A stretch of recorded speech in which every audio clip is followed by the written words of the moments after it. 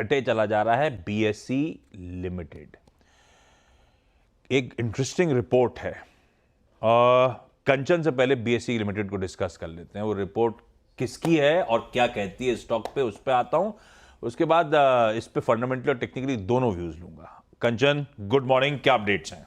Good morning. Jefferies की राय है BSE पे डाउनग्रेड करके अंडर परफॉर्मेंस की रेटिंग दे दी है। पहले जो इन्होंने लक्ष्य दिया था वो दिया था 2850 का, लेकिन इस टाइम पे लक्ष्य को थोड़ा सा रिवाइज किया गया है और 3500 का लक्ष्य कर दिया है। अब बेसिकली जो सेबी के नए एफएनओ फ्रेमवर्क के बाद स्टॉक में 100% से ज्यादा की एक तेजी देखने को मिली है, क्योंकि कहीं ना कहीं ये उम्मीदें जताई जा रही थी कि मार्केट शेयर में हमें एक इजाफा आता हुआ दिखाई देगा।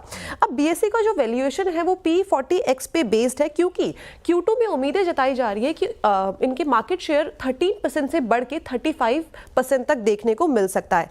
बट जो वैल्यूएशंस हैं कहीं ना कहीं थोड़े से स्ट्रेच नजर आ रहे हैं और आने वाले टाइम पे मार्केट के रिस्क को पूरी तरीके से कवर नहीं कर पाएंगे। इसके अलावा नियर टर्म में भी रिस्क रिवॉर्ड का जो रेशियो है वो फेवरेबल नजर नहीं आ रहा है। ये स्टॉक बुरी तरह से फट गया मतलब बहुत तेजी दिखाई है। एक बात ध्यान रखिए, सेबी का फ्रेमवर्क मतलब सबके धंधे पे इंपैक्ट पड़ेगा। ये बात अलग है कि इनको एक लेवल प्लेइंग फील्ड मिल जाएगी, हो सकता है एनएसई से अच्छा कंपीट करके कुछ मार्केट शेयर छीन ले। पर इस तरह की ताबड़तोड़ तेजी के बाद 40 टाइम्स के पी मल्टीपल्स ये इंप्लाई कर रहे हैं, यानी कि स्टॉक भाव में फैक्टर इन कर रहा है कि आज का जो 13% मार्केट शेयर है वो 30-35% बीएसई का बढ़ सकता है। तो बहुत ऑप्टिमिज्म इस भाव में ऑलरेडी रिफ्लेक्ट हो रहा है। दरअसल ये जेफरीज कह रहा है।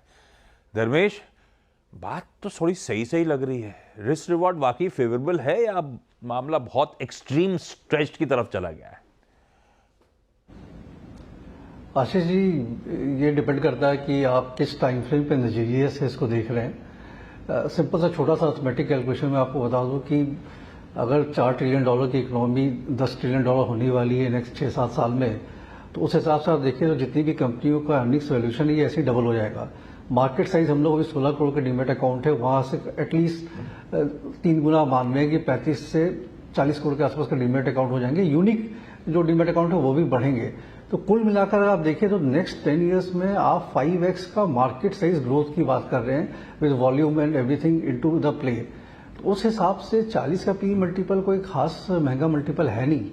2-3 साल के नजरिए से, 1 साल के नजरिए से देखने में लगता है ये, बट अगर आप एक डिकेडल वेल्थ क्रिएट करने की बात कर रहे हैं तो यहां से अभी ये 3 गुना हो जाएगा तो भी मुझे सरप्राइज नहीं होगी। इनफैक्ट ये सारा जो एज अ बास्केट प्ले जो है कैपिटल मार्केट का, अभी तो वही एक काफी अच्छा प्ले दिख रहा है यहाँ पे ना। ये बिल्कुल ठीक कह रहे हो आप। Time frame important. जेफरीज की रिपोर्ट बिल्कुल स्पेसिफाई कर रही है कि near term risk reward unfavourable. सही कह रहे हो आप। टाइम फ्रेम बड़ा है तो क्या कहते हैं, इन्फिनिट पॉसिबिलिटीज है, वो अलग कहानी। खैर, हर्षदा